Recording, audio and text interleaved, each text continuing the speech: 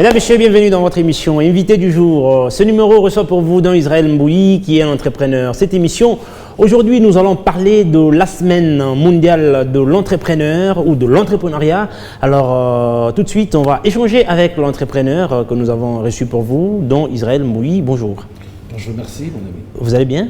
Je vais super bien, par la grâce de Dieu. Alors, aujourd'hui, avec vous, nous allons tenter d'échanger autour de défis que l'entrepreneur congolais est en train de connaître du jour le jour. Alors, c'est quoi un entrepreneur d'abord? Un entrepreneur, je ne veux pas donner la définition classique que tout le monde connaît, mais depuis que je me suis lancé sur ce chemin de l'entrepreneuriat, j'ai ma propre définition d'un entrepreneur. Un entrepreneur, c'est un homme à risque, un homme qui sait prendre des risques, un homme dans le besoin de vouloir créer une chaîne de valeur pour plusieurs autres personnes. Lui endosse la charge, il prend les risques et apprend à les résoudre sur le chemin. Il tombe, il trébuche, il se relève, il avance. Voilà celui que j'appelle un entrepreneur. C'est ça la définition de l'entrepreneur selon Don Israël Mbouyi. Voilà. Parlons aujourd'hui de la santé de l'entrepreneuriat. Ici en République démocratique du Congo, comment vous trouvez d'abord la santé de l'entrepreneuriat ici chez nous? Moi, je pense que c'est encore mitigé, mais de plus en plus, nous essayons de sortir de nulle part. Il y a des jeunes qui essaient de se réinventer ou de s'inventer une histoire, qui se battent pour avoir une place au soleil, quand bien même l'entrepreneuriat au Congo est détruit généralement par la classe politique. Peut-être nous allons essayer de voir comment est-ce que nous allons développer cela. Mais l'entrepreneuriat, nous pouvons dire qu'aujourd'hui, il y a une classe de la jeunesse actuelle qui essaie de se battre pour émerger. Quels sont les défis alors auxquels les entrepreneurs ou l'entrepreneur congolais est en train de faire face aujourd'hui? Les défis sont énormes, plus pluriels d'ailleurs. Je vais commencer par le plus grand des défis, savoir se situer dans un espace géoéconomique. Je m'explique. Tu habites le Lualaba. Le Lualaba est une province minière. Généralement, il faut savoir que tout ce que tu dois faire doit tourner tout autour des mines. Vous voyez un peu, les mines sont comme la base et toutes les valeurs que nous allons créer doivent tourner tout autour de quoi? De l'exploitation minière. Quand bien même on nous parle de quoi? De diversifier l'économie, mais diversifier l'économie, c'est avec ceux qui rapportent le plus. Il est saugrenu qu'on demande par exemple à un jeune Lualabé de chercher de créer autre chose qui ne cadre pas avec les mines, directement ou indirectement. Je m'explique. Je veux me lancer dans l'agro-pastoral ou je veux me lancer dans la transformation. Qu'est-ce que je fais? Il faut que je sache où est le output des produits que je vais mettre sur le marché. Généralement, les consommateurs primaires sont ces mêmes personnes qui travaillent dans des sociétés minières. Alors, il faut que j'identifie bien mon besoin, le lier à l'activité principale de ma province pour que ce produit ait une longue vie. Vous voyez un peu, ça c'est le premier, le plus grand de défis. Et deuxièmement, il y a ce fameux problème de nos autorités. Le Congo est malade, il faut l'accepter comme ça, par le passé, aujourd'hui, et peut-être demain, quand nous autres serons aux affaires, nous allons apprendre à changer les choses parce que nous n'allons pas tomber comme des cheveux dans la soupe, mais nous avons frayé un chemin. Je me suis inventé, mon ami. En tout cas, je me suis frayé mon chemin. Je me suis battu seul. C'est-à-dire si je le dirais dans le jargon congolais, si j'étais à Kinshasa, on appelait Nangasa Mombonda. Je suis venu de nulle part. Je suis là, je me suis imposé, je fraye mon chemin. Alors, si je comprends bien, dans Israël, tu condamnes l'autre part les entrepreneurs. De l'autre côté, vous condamnez aussi l'État congolais. Qui est à la base, au fait, du fait que l'entrepreneuriat congolais est en train de boiter? Qui est à la base alors? En fait, la faute est partagée entre l'entrepreneur lui-même et le gouvernement congolais. Je vais commencer par l'entrepreneur congolais. Ça, c'est un message que je vais lancer à un jeune qui est en train de nous suivre en ce moment, qui veut se lancer dans l'entrepreneuriat, ce qui est une très bonne chose. L'entrepreneuriat n'est pas polygame. où l'entrepreneuriat n'accepte pas la polygamie. En fait, je ne parle pas de la polygamie dans le sens direct entre relations humaines, en fait, des relations professionnelles. Quand tu veux te lancer dans l'entrepreneuriat, arrête toute autre chose. Focalise-toi sur ton projet, apprends chaque jour, persévère jusqu'à ce que tu récoltes des bons résultats. Un entrepreneur est celui qui doit apprendre à apprendre de ses propres faiblesses, de ses propres échecs. Quand tu veux aujourd'hui créer, manger et bouffer seulement aujourd'hui, tu vas tomber et tu ne feras absolument rien. Ça va prendre du temps alors. L'entrepreneuriat prend du temps, il faut de la patience.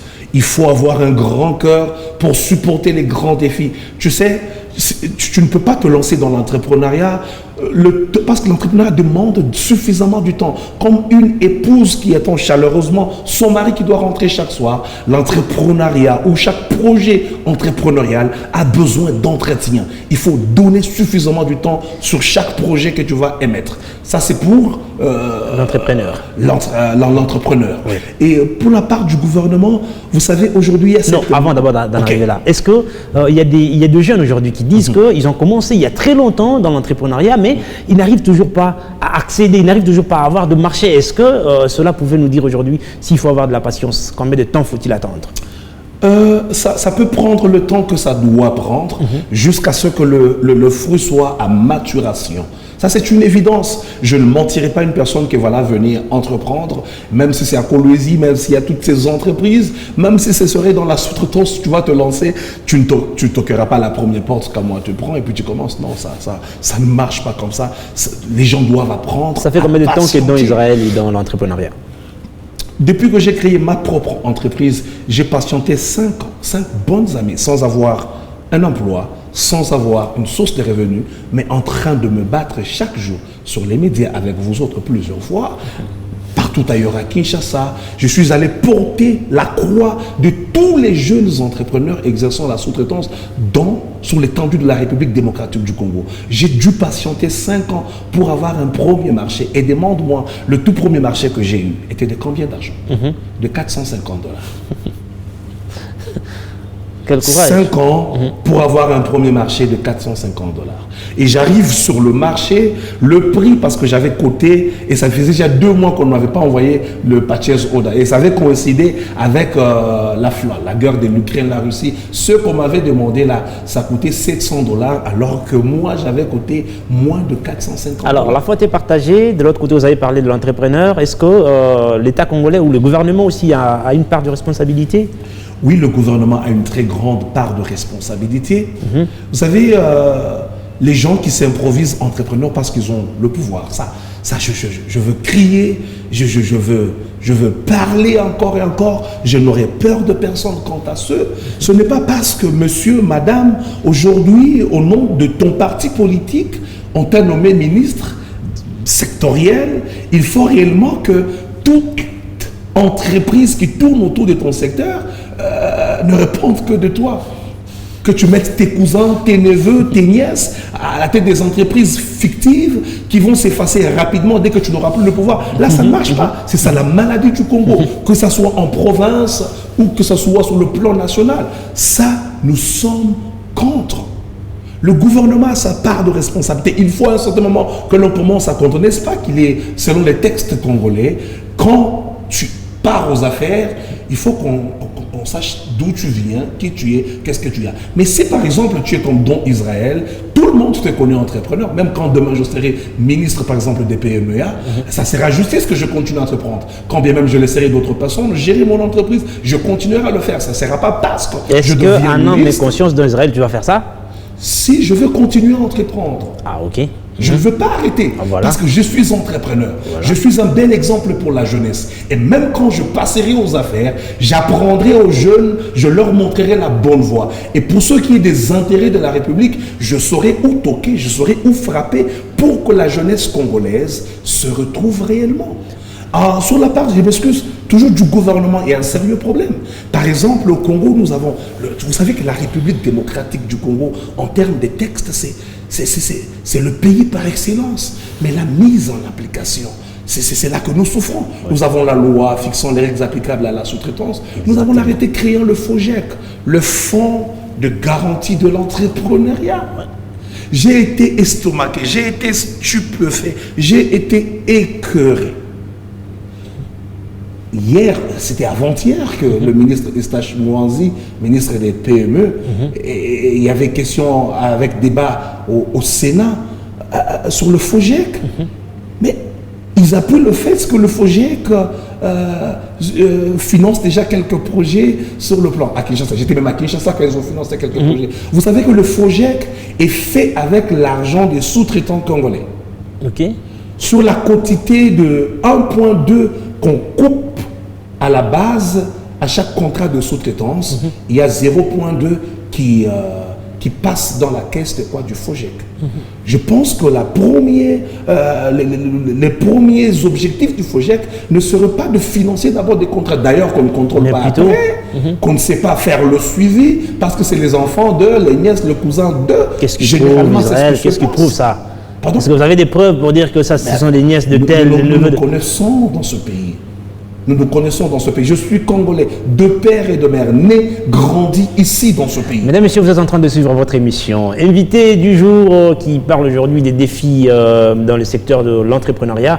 Alors, je reçois pour vous Don Israël Mbouyi, avec qui nous sommes en train de parler des défis que les entrepreneurs congolais sont en train de connaître chaque jour. Alors, Don Israël, aujourd'hui, avec les nouveaux, avec le régime actuel, le gouvernement que nous avons aujourd'hui, quelles sont les avancées ou quels sont le point positif que le gouvernement a déjà mis sur la table pour booster un peu l'entrepreneuriat congolais? Vous savez, avec la création par exemple du FOGEC en 2018-2019,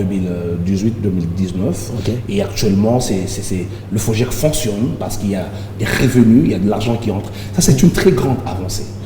Vous savez, le plus grand problème de l'entrepreneur congolais, ce n'est pas que vous le financiez. C'est là qu'il y a la maladie au Congo. Vous savez, moi aussi, j'étais dans cette maladie à une époque où on cherchait des financements partout et en tout lieu. Moi, je pense qu'un entrepreneur est une personne qui doit être capable de créer une chaîne de valeur.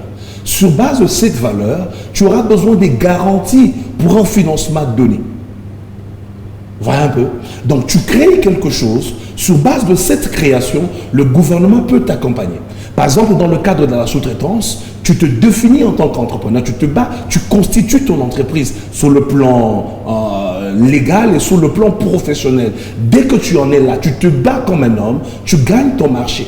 Parfois, il y a ces grands marchés qui pèsent des millions, généralement des entités internationales. Qu'est-ce qu'ils disent? Que les Congolais n'ont pas suffisamment de moyens pour financer des projets. C'est là que le FOGEC peut intervenir. Je gagne un grand marché avec une entreprise X de la place. J'ai besoin de l'argent. Vous connaissez qu'au Congo, la plus grande maladie, l'un des plus grands défis, c'est le système, le banking du Congo. Les banques imposent aux entrepreneurs des taux inexplicable, ça t'étouffe, tu n'arrives pas à avancer. Par là, c'est une demande que je m'en vais demander aux entreprises principales, ici et maintenant. Vous donnez des contrats aux Congolais, c'est bien beau, mais payez dans le temps pour que ces jeunes entrepreneurs se retrouvent et essayent d'avancer. Vous imaginez, par exemple, vous me donnez un contrat, je l'effectue, un contrat qui date du mois d'août, et nous entrons décembre, je ne suis pas encore payé. Tu penses que mes 50 travailleurs que j'ai dans mon entreprise, je vais le payer avec quoi? Pour qu'ils continuent à travailler, il faut que je recours aux banques. Vous savez, par exemple, pour un dépassement juste de facture, les entreprises bancaires de la place, ils te demandent 2% sur le montant pris. Par exemple, si tu as pris 100 000 $, tu vas payer 2 000 $ chaque semaine. Si la facture fait 8 mois, donc même le bénéfice, tu vas au-delà de 25% de ta marge bénéficiaire. C'est là le vrai défi. Donner le contrat à un jeune Congolais, c'est bien, mais ça ne suffit pas. Il faut payer dans le timing requis par la loi. Et qu'est-ce qui bloque, en fait? Qu'est-ce qui est à la base, en fait, de ce blocage-là? Généralement, il y a ce système, laissez-moi un peu appeler ça système machiavélique, parce qu'il y a des gens qui ont une mauvaise foi, qui aiment juste faire peiner les autres. Quand tu fais avec ma facture 5 mois, 6 mois, tu ne me payes pas. Tu penses que je veux vivre. Mon entreprise va vivre de quoi? Vous me demandez d'aller prendre l'argent à la banque. La banque m'impose des taux d'intérêt. Parfois, tu sais, dans le business, pour ceux qui connaissent bien, ça c'est aussi un conseil que je donnerai aux jeunes. Le double digit, quand tu fais ton business, généralement, il est de 25%. Donc, si on te donne un marché, si tu vas faire un markup, ne va pas au-delà de 25%. Tu vois, un peu pour être compétitif. Donc déjà que j'aime, je suis entre 15 et 25%. Qu'est-ce que l'État congolais doit faire? Qu'est-ce que vous demandez à l'État congolais pour mettre fin à cela? Faire respecter la loi. La loi sur la sous-traitance définit bien le timing dans lequel, par exemple, dans ce sous-secteur, qu'un contrat doit être payé. C'est 30 jours. Okay. Donc quand j'ai produit ma facture, dans les 30 jours, je dois être payé. Parce que le législateur, en imposant 30 jours, il se dit que l'entrepreneur a des gens qui sont derrière lui. Tu sais, il y a... Parfois, tu sais, nous souffrons tellement que, si vous voulez le dire sur un plateau de télé, on dit que non, il exagère, il ne fait que parler. Moi, pour que mes travailleurs quittent de chez moi et de chez eux et qu'ils aillent, par exemple, dans une entreprise X, prenons le cas, par exemple, de Kamoa, il faut que j'aie un bus. Et généralement, à la place d'acheter un bus, je sous-traite aussi quelqu'un d'autre. Je cherche un jeune Congolais qui a des bus, je prends ces 2 bus qui doivent faire entrer les travailleurs. Comme ça, je crée une chaîne de valeur. L'argent que je perçois du contrat initial ne s'arrête pas à moi, mais bénéficie à une autre entreprise. C'est de cette façon qu'on peut nous entraider entre jeunes. Mais quand vous faites 5 mois avec une facture que vous me payez, ce bus-là, moi, je veux le payer avec quoi? Et lui, le propriétaire du bus-là, va payer ses travailleurs avec quoi? Donc, vous vous retrouvez dans une forme... Est-ce que l'État congolais à ce niveau n'émet pas de personnes qui peuvent facilement, ou de services qui peuvent surveiller ou contrôler ce qui se passe dans des grandes entreprises? Les services existent. Ok. La RSP, par exemple, dans le sous-secteur de la sous-traitance, l'autorité des régulations de la sous-traitance dans le secteur privé. Est-ce que ce service est au courant de tout ce qui se passe? Ils sont suffisamment au courant parce que personnellement, en commençant par Kinshasa, je discute chaque fois que je le peux avec M. Ahmed Kalejkant, qui est le directeur national, ou avec mon vieux Boussi, qui est le DGA, que ce soit ici sur place, Dani Kabon, mon ami, ils connaissent bien ce qui se passe. Mais là où il y a un sérieux problème, ils n'arrivent pas à faire appliquer les prescrits congolais. Qu'est-ce qui les bloque en fait? Ces services-là représentent l'État là-bas. Qu'est-ce qui bloque ces services à aller jusqu'au bout? Vous savez... Est-ce que pouvons-nous dire aujourd'hui que ce service est corrompu? Ça, c'est votre mot? Non, c'est une question en fait. C'est une question. Pouvons-nous dire que ce service est corrompu pour ne pas aider les entrepreneurs congolais? Moi, je pense plutôt, je n'utiliserai pas le mot corrompu, je dirais qu'ils sont complaisants avec les entreprises principales pour des raisons bien données. Vous savez, en termes de pénalité, ce sont ces mêmes entreprises principales qui déversent l'argent dans cette autorité de régulation. Oui. Quand tu as déjà toqué la porte chez quelqu'un et 8 millions de dollars, 12 millions, 15 millions sont passés, je pense demain quand tu reviens pour un problème, c'est qui? Non, non, on n'a pas payé dans Israël sa facture. Ah, lui aussi, qu'il reste là-bas, il n'a qu'à se débrouiller. C'est ça le vrai problème. Et ils oublient que les jeunes continuent à souffrir. Et par exemple, je parlerai de ces sous-secteurs parce que c'est là que j'entreprends. Et parce que nous sommes au Lualaba, moi et toi en ce moment, le Lualaba étant une province minière, l'entrepreneuriat, moi je pense qu'il faut d'abord généralement, moi j'aimerais, tu sais, avec le club national des sous-traitants, la merveille serait que demain, qu'on compte par exemple par centaines des jeunes autochtones de cette province qui pèsent des millions. C'est ça ma lutte. Quand je me dis que je suis le pionnier de la lutte de la sous-traitance dans la République démocratique du Congo, ce n'est pas pour que je passe. Les gens pensaient que si un jour j'arrivais à avoir un contrat, je me tairais. Mais très faux. Je vais continuer à me battre. Parce que cette lutte ne s'arrête pas sur le ventre de Don Israël. C'est une lutte qui va traverser les générations. Qu'est-ce que nous allons léguer demain à nos fils, aux enfants de nos enfants qui viendront après? Il faut qu'on leur lègue un Congo là où on a laissé leurs parents des millionnaires qui ont réinvesti dans d'autres domaines. Vous voulez que je réinvestisse? Vous voulez que je diversifie l'économie? Je dois d'abord bien bouffer l'argent de la sous-traitance. Je dois d'abord bien bouffer l'argent des mines pour que cet argent me serve à faire l'agriculture, l'agro-pastorale et plein d'autres choses. Parce que je suis au Lualaba et je suis Lualaba. Merci beaucoup, Don Israël. Je considère ça comme votre conclusion. Nous sommes arrivés déjà à la fin de cette émission, mesdames, messieurs. Merci à vous de l'avoir suivi et restez branchés sur les antennes des Micro-Bakar. Le programme reste en continu. Au revoir.